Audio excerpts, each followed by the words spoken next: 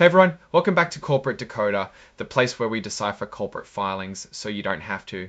This time we're diving into SmartFinancial's latest 10K report, and let me tell you, it's less smart and more, let's just say, you'll see why we need a decoder ring. We're looking at SmartFinancial's 10K, that's their annual report, a deep dive into how they performed over the last year.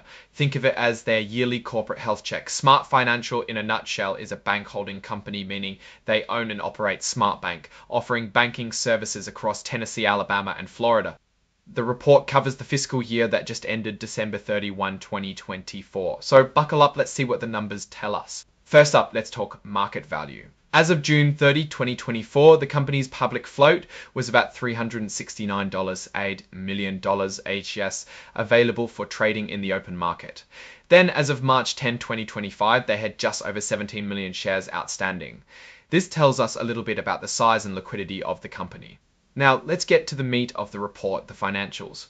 Net income for 2024 was $36.1 million or $2.14 per TTU. Last year it was $28.6 million or $1.69 per share. So on the surface they made more money this year. Looking closer, their loan and lease portfolio totaled about $39 billion at the end of 2024. This is a jump from $3.4 billion the previous year. That's a pretty big leap, meaning they are lending more money. On the other side of the coin, their deposits also grew significantly, jumping from $4.2 billion to $4.7 billion. This means they're attracting more cash from customers. One of the key metrics to understand bank performance is return on average assets, or ROA, SmartFinancial's ROA.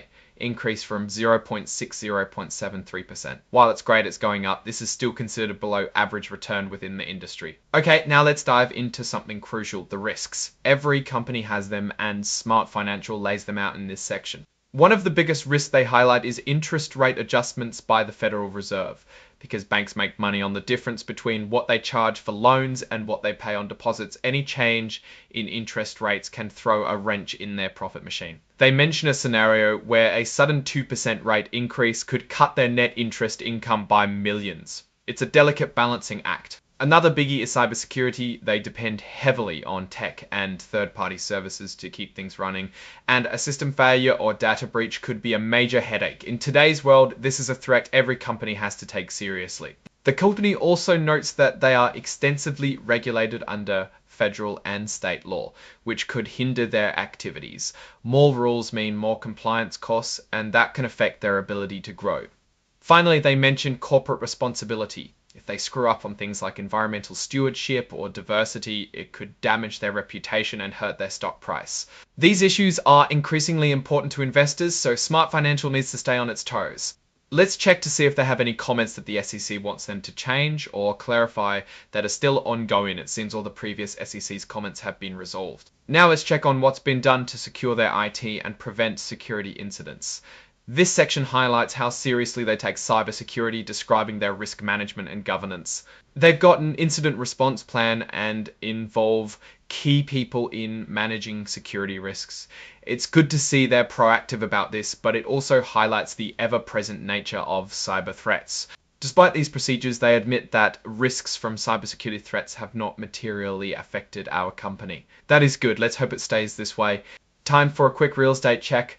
Smart Financial operates 42 full-service branches across Tennessee, Alabama, and Florida. Some they own, some they lease, balancing costs and strategic locations.